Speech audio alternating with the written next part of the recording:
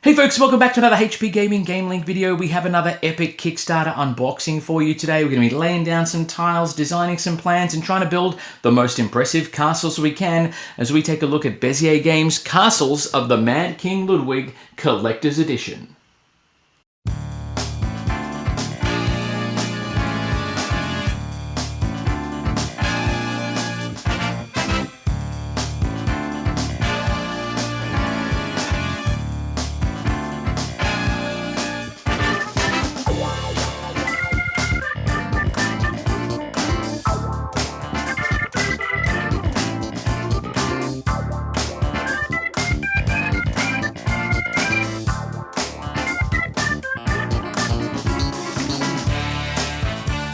Hello everyone, welcome back to the channel. If you are watching for the first time, thank you for joining us. My name is Matt, and I'm sure we're going to become the very best of friends. We have, as I said in the tease, another little epic unboxing for you today. Kickstarters are starting to ship and arrive as a tour de force of absolute crazy cacophony of games, and this is no exception. I am talking about, of course, the Castles of Mad King Ludwig. This is the Royal Collector's Edition.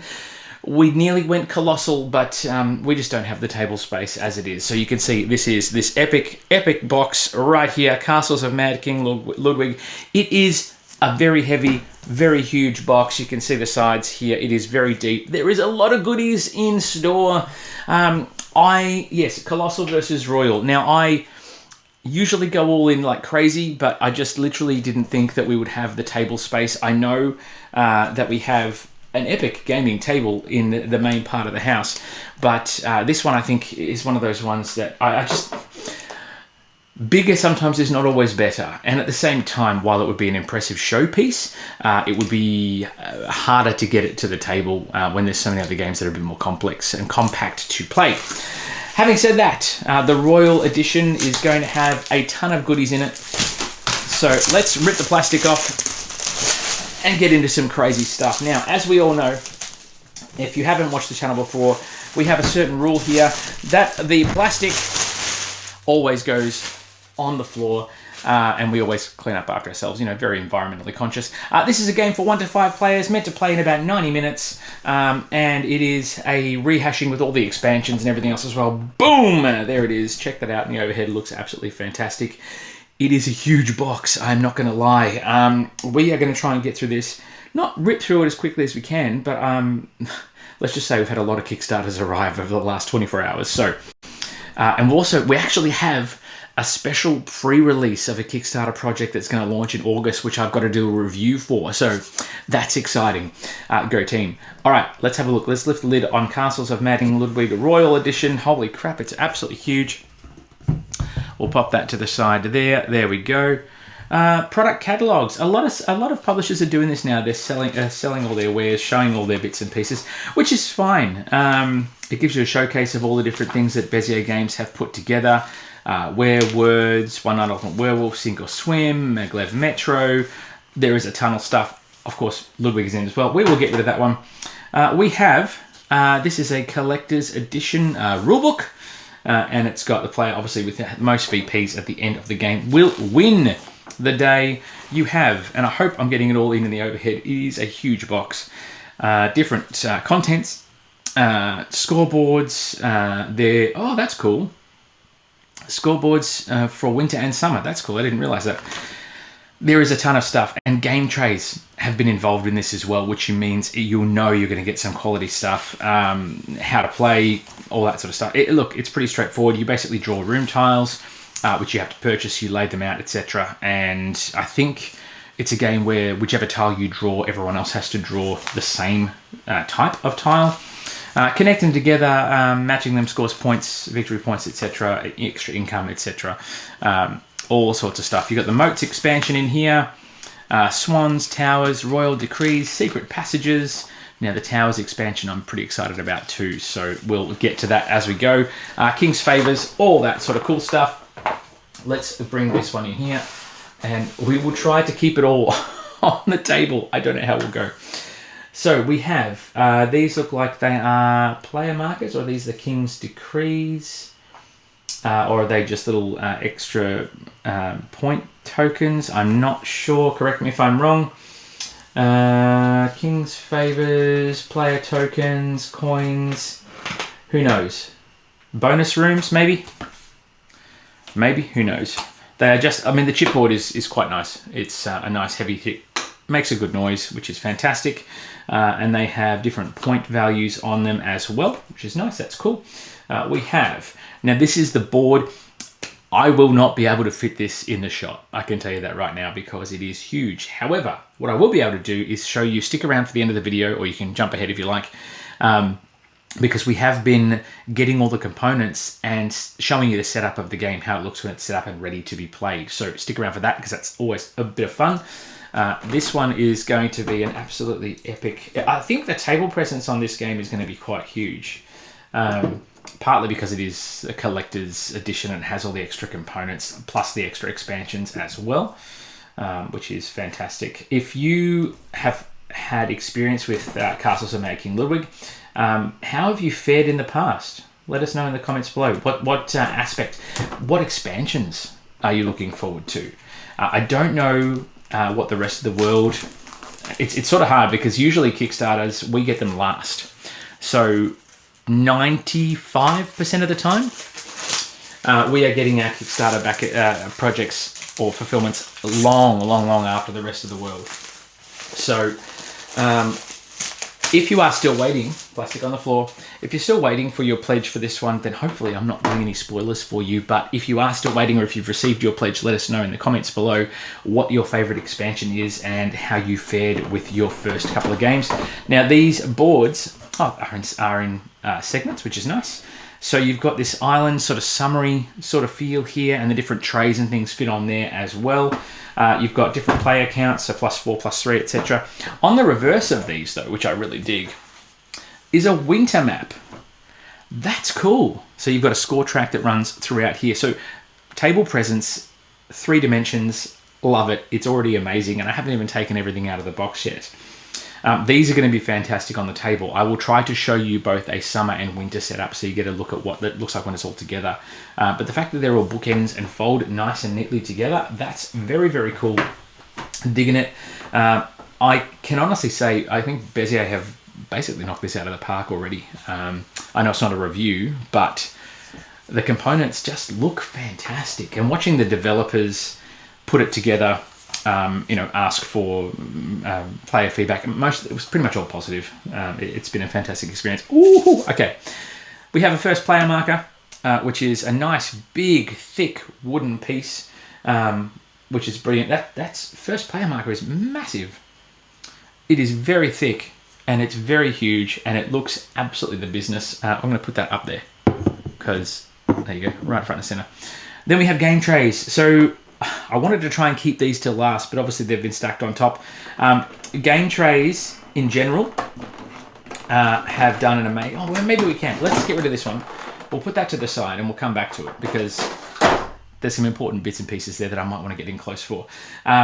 Game trays at the moment, in a lot of different packages and things we've been unboxing, have just been just putting together some amazing stuff. My Father's Work, for example, was amazing. The game tray stuff for Kingdom Rush was spectacular as well.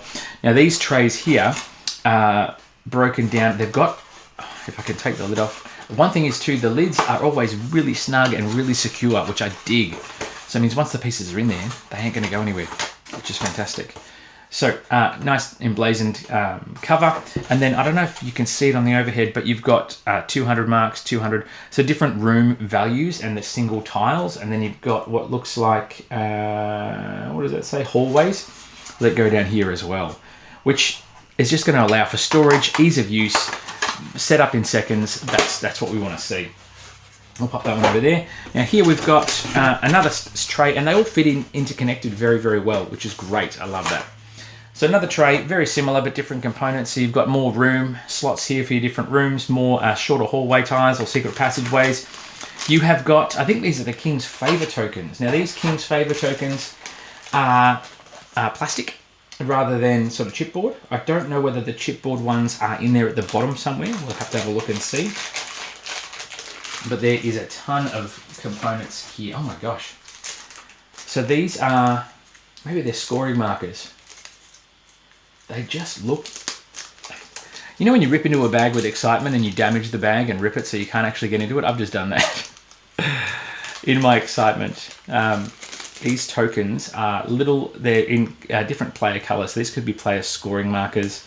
Some of them have stuck together, but on the back, I don't know if you can see that they've got this sort of blue, watery symbol. And then on the front, you've got these different swans, and they come in the different colors as well. They just, I don't know, something about higher quality game components I'm always going to be a fan of. There is 1, 2, 3, 4, 5 of those. I will try and get a shot of those all together. I'm not going to try and do that because it's going to spill all over the floor, and we don't want that at all. There's what, about 5 or 10 of those in each baggie, and you can see there's purple, red, the yellow ones we looked at. We've got green as well, and I think is there a blue perhaps? Yes. So you can see them all there through the bag. And they've got that same sort of acrylic feel as well, which is really nice. I like that. Let's pop those back in here for now. And then we'll pop that tray back on as best we can. I'll get rid of that baggie. We don't need that one anymore. And then we've got more stuff. I'm assuming there's punch outs at the bottom. More trays for days. And that is a heavy one. We'll get to that one in a moment. So much cool stuff. I love opening new games and going through the contents because it's just awesome. What have we got here? We've got another tray which has the moat tiles for the edge of the castle. Oops, let's bring right here. So these are dual layered as well, which is fantastic. I don't know if you can see that on the overhead there, but they are dual layered, which means they clip on to the side of your castle. So if you can land a barbican, it'll get you 225 points or values. You've got these little edge tiles, again, dual layered. Presents for days. I'm digging it. All the little components that have dual layers are going to snip together like a puzzle. It's going to be fantastic. I'm digging it very, very much. And obviously space for storage and things as well. Clip, clip, clip, clip, clip. I will say too, my 8-year-old junior gamer Charlotte, those of you who have met her on the channel, she every time we get a new box, I open it to see what it is, but then I keep the box sealed. Unfortunately, or fortunately, the side of this box had Castles of Mad King Ludwig, and she thought it was a D&D module. And when I explained what the game was about, she said, sounds like a puzzle. I said, yes. She's desperate to play, which makes sense because she's my daughter and she's a mad gamer. Now this one here, geez, that's heavy. That is, look, I don't know if you can see it, but that's actually bending a little bit with the weight. And we've also got a little bit of flashing. I don't know if I can, it could be flashing or tape or something on there. I hope it's tape. Maybe it's tape. I hope it's not a damaged part of the tray. Could be plastic. It is plastic. That's right. We'll get rid of that one. So this tray here has all sorts of bits on it. This is the King's Favor tokens. Okay. So the King's Favor tokens are these, oh my God, absolutely amazing. This needs its own thing. I'm just going to push this to the side so you can see on the overhead and hopefully not knock out microphone wires and everything else.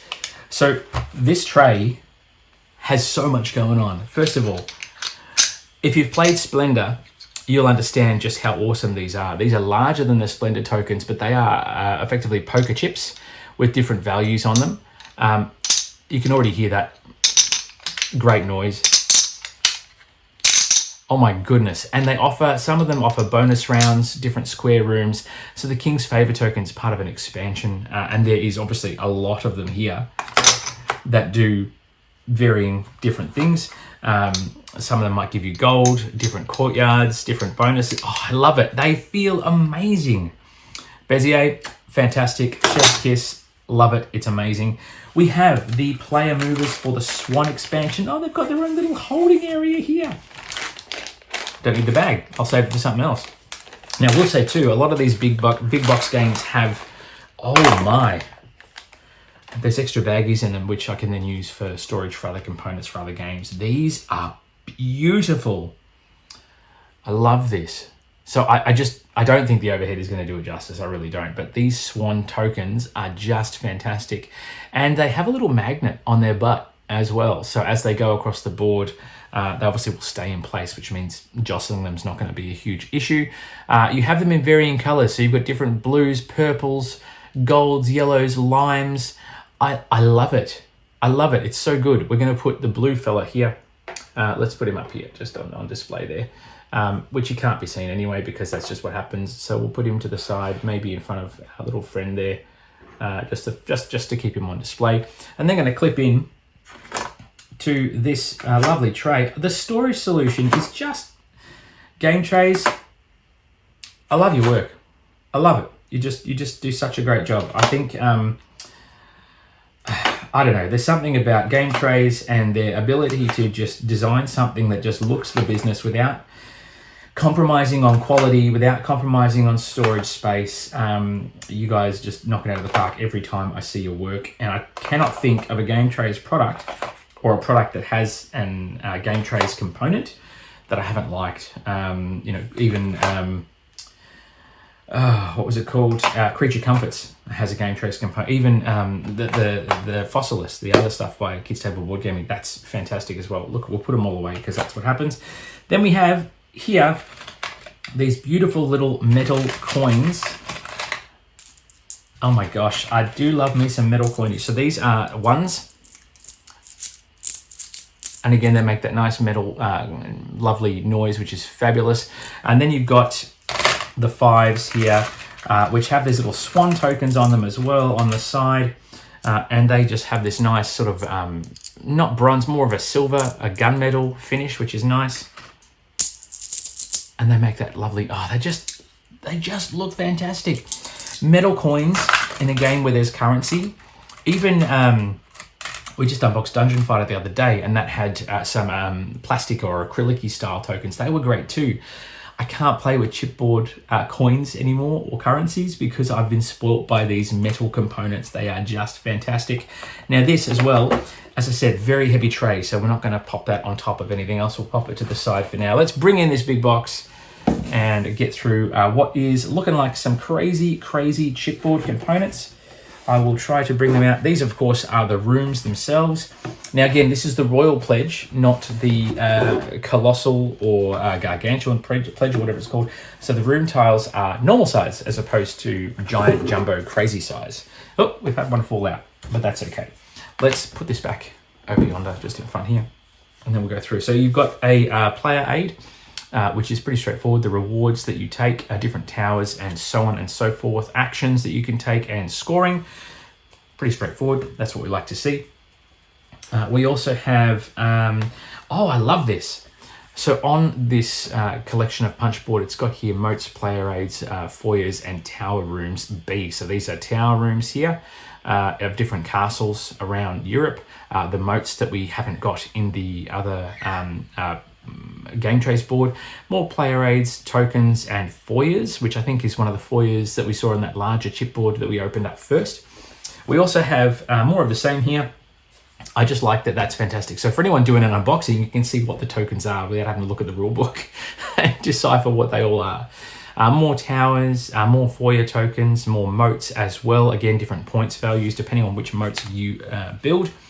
And then rooms for days. There is a werewolf den. That's right, Necropolis as well. I forgot about that. There's a problem with Kickstarters is you go all in and there's so many updates and things, it can be really hard to keep track of all the different components. So to be reminded of these is bloody fantastic.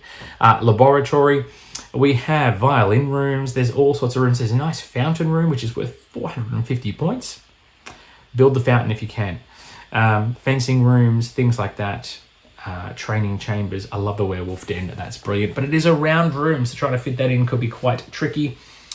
You've got different colors of rooms as well. Now, color matching rooms I think is important because that obviously scores you bonus points as well.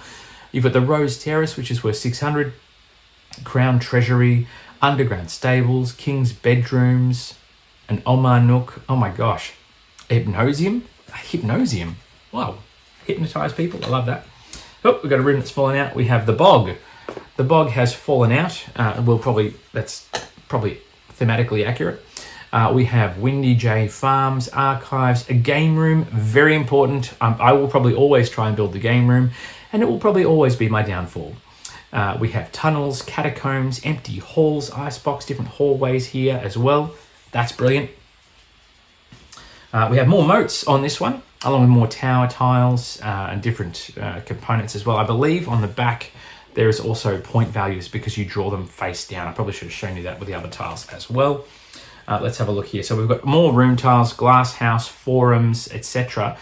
Gallery of mirrors. On the back, yes, there you go. So you've got point tiles, you've got requirements or things they can connect to get multipliers, ×2 bonus tiles, all that sort of stuff, base rooms, etc. Billiards room, a bowling pin alley. That's awesome. I just love the fact that they've constructed some crazy rooms that you can build into these castles because the Mad King decrees it, which is fantastic. You've got a movie theatre, a big stage theatre, because all the world is a stage. Venus Grotto, Pumpkin Patch, Servants' Quarters. I think this is going to be a game where I'm going to be discovering rooms, multiple playthroughs before I discover them all, and that's part of the fun as well, I think. You go through all the rooms and you continue to discover things you didn't see the first time through. Like, for example, there is a secret lair. Again, another room I'm going to try to construct purely on principle. You've got Hundig's hut, you've got the observatory, lilac cabinet, there's a larder where you can store food, mold room, night room, queen's bedroom, nap room, food prep room, dungeons again, parlour, a piano room for the piano man to sit in. I love it. There's just so much going on. It's brilliant. And this isn't even all of it. That's what's fantastic. We've still got another game trays to get through. Let's move these chipboards to the side because we've got one more to get through, and it is probably the most exciting and heaviest one with all the crazy stuff in it. That's this one here. So we have trays to store all your tiles face down as drawer stacks, which I think is fantastic, and they have those indents on the board we saw before, along with the towers expansion, and that's just brilliant. Okay, so let's have a look. We've got here, oh, it's taped in for transport. Kind of good, kind of good. All right, let's see. We've got here, let's get rid of this. No, not doing it. Come on, come on, come on.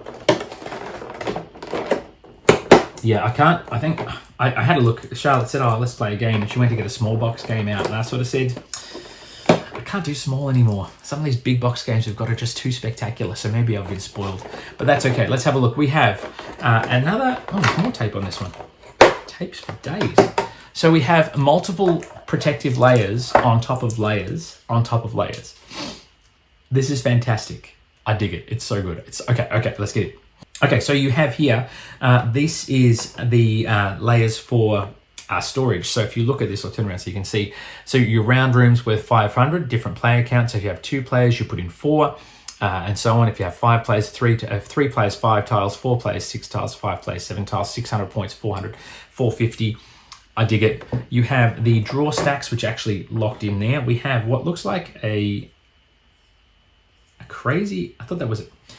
It's like a Wizard of Oz garden sort of thing. I don't know how well you're going to see that on the overhead, but it's a covered plastic perspex thing, which is, I need to find out what that is. Winter Garden Tower. I love that. I'm going to be terrible at the pronunciation of the different names of the towers, but that's okay. Let's put that to the side so I can see what's going on. Hopefully I'm going to crush the game trays. We've got that one there, which is going to sit right here. Then we have the towers themselves. Now, these are towers that are inspired by locations throughout Europe, I believe. And again, correct me if I'm wrong. And forgive me with the pronunciation. Let's start. We have this yellowed tower here, which they just look fantastic already. And I haven't even got them out. This is Linderhof Tower. Linderhof Tower. And again, they just look brilliant. I will try and get close-ups of these when I show you how it all looks on the table. We have Neuschwanstein Tower, which is huge and purple, which means it's going to be a height of contention for everyone at the table when we play it. This is Nymphenburg Tower, which is probably the shortest of the bunch almost, but I like the different color schemes and the fact that it breaks it up a little bit. Then we have Hohenschwangau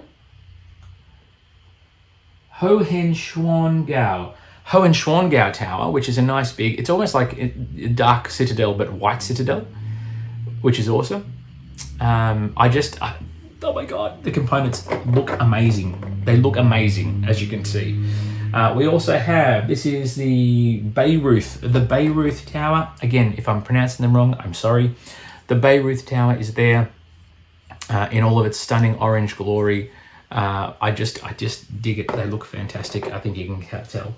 This is Falkenstein Tower. which is this nice big blue thing. And I think obviously the Towers expansion allows you to build some incredible monuments, as you can see here. And obviously if you manage to get your tower onto the table, it'll be worth an exorbitant amount of points, which is definitely something you should look towards. And then we have the Heron Chimsea, I think. Heron Chimsea Tower, which is this black and silver monarch monolith of epic proportions. I kind of dig it. I can't decide which tower I want to try and build. I guess it's going to come down to the situation I find myself in game as to which tower I want to build. But that's the towers and the minis for the tower expansion, which is so exciting. We have a storage tray here, which has draw stacks for tokens, cards as well, which we'll go through in a moment. We have more of the storage solutions. So these are, again, hallway tiles, different points, stairs, things like that. I do like that each one is labeled, which is fantastic. And then you have here 325 points, different room tiles, hexes and things as well. And more draw stacks for cards, which is brilliant. Let's pop this to the side here. And we'll go through some cards, quick sticks as well. Let's start with these cards here, which are the, oh my gosh, there is so much stuff going on here that this is an absolute mess. These are the bonus cards, room cards, and then we've got Royal Decree cards as well. So let's take a look at the room cards first. Royal Decree cards, and then we'll pop these ones here. And again, you've got the discard pile and player counts for different things as well, which is very, very helpful. I think everything's been designed so that it's very, very easy to pick up and play, and obviously put all the components where they need to go without too much hassle. Again, these have got pull tabs on them, but I find this takes too long. So knife for the win. We have, there we go, some cards here, plastic on the floor. Let's open them all first, and then we will get into the cards and show you what's what. I'm working very quickly today because it's a short day at school for a Wednesday. So I've got to get through a lot of stuff before I have to go run around and do school and kinder pickups, which it is what it is. Oh, that one was already half open. That's brilliant. I love that. Okay. All right, let's get the plastic on the floor. We have, and again, if I spin through these too quickly, by all means, you can check out, slow down the video. We are shooting high def. So you've got the backs on these, these are the room cards that represent all the different rooms that are available across the board. Board, pun intended. So you have, what here is a 100-point card. 100-point card, I'm assuming these are just literally point values, and they denote the different requirements on the cards as well. Then you've got 150 and round, as you can see here, 200 and long, 250, 300 L shape. So yeah, literally different room tiles, different room values, the different inclusions in there as well. 400, again, sorry if I skim through these too quickly, but I want to make sure I show you everything there is. 500 and larger room tiles, 600, one of those game room tiles, the gardens, the fountains we talked about. That's very, very cool. We're going to pop those back in the little container there. Royal Decree. Now, I believe these are specific objectives that you can draw at the start of the game or during the course of the game. And obviously, if you complete them, you get bonus points and things like that. The backs on them are quite nice royal purple. You've got the little decree scroll there, which is fantastic. Hopefully you can see that on the overhead. I'm going to flip over, and you've got take 2 different completion rewards when you complete 2 sets of stairs. Fair enough, completion rewards are nice. Choose from 3 bonus cards when you complete either anvil or build room. Take stairs and a hallway when you complete one of those rooms. 8 victory points when you complete an entertainment room.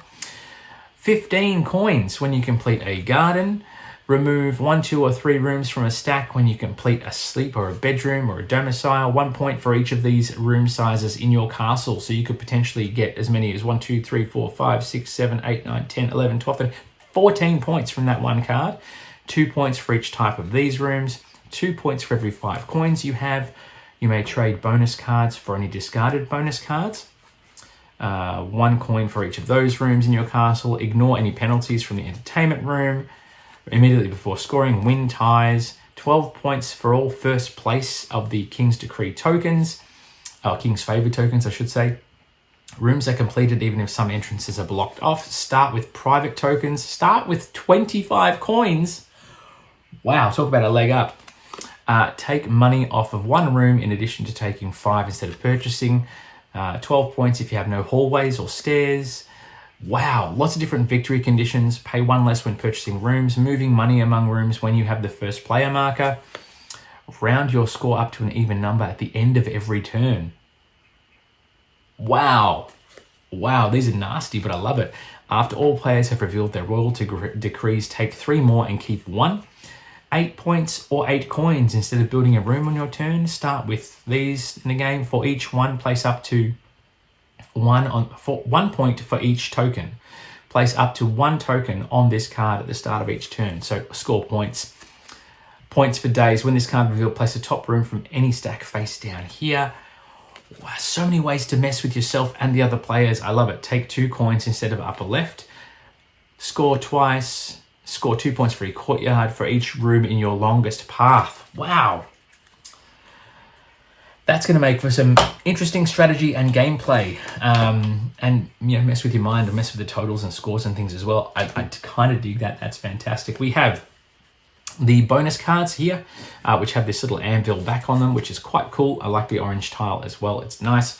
We have 3 points for each of your wine rooms. I mean, fair enough, wine rooms for days. 2 points for each of your stairs. 2 points for each of your build rooms. And these are just bonuses that you can score at the end of each game, as you can see. So having multiples of these for the same sets of rooms, that would be advantageous because you could build literally just entertainment rooms and score twice the points, 3 times the points effectively on the bonus cards. 2 points for each of your 100-point rooms, 2 points for each of your 150-point rooms, and so on and so forth. I dig it. I dig it. So this is effectively bonuses. Yeah, bonus cards are potentially elusive. But the more you gain, the more you potentially boost up your score at the game end. I think that offers lots of strategy. 1 point for every 2 of your external entrances, not including those rooms. Wow, completed rooms. 1 point for each round room you have. 1 point for each square room. 1 point for every 5 coins you have. 7 points if you were the master builder on the last round, and the master builder is the person with this token here. 3 for each of your moats. 1 for each of your swan rooms, first place, public favors, and 1 point for each room's depleted stack of rooms. Wow, wow, wow. There is so much going on here. Racks for days, room tiles for days, tokens for days. It already looks super, super impressive. That is literally everything, all the different components for Castles of Mad King Ludwig Collector's Royal Pledge Edition. And I can't wait to get it to the table. In fact, let's have a look at it on the table now. Let's put it together. Let's show you what it looks like when it's all set up. Roll that footage.